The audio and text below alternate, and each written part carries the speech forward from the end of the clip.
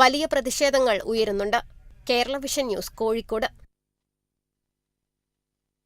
തൃശൂർ അതിരപ്പള്ളി വെറ്റിലപ്പാറയിൽ തോട്ടം തൊഴിലാളികളുടെ ലയങ്ങൾക്ക് നേരെ കാട്ടാന ആക്രമണം. ഒരു ക്വാർട്ടേഴ്സ് ഭാഗികമായി കാട്ടാനക്കൂട്ടം തകർത്തു. പ്ലാന്റേഷൻ കോർപ്പറേഷന്റെ 17-ാം ബ്ലോക്കിലാണ് സംഭവം.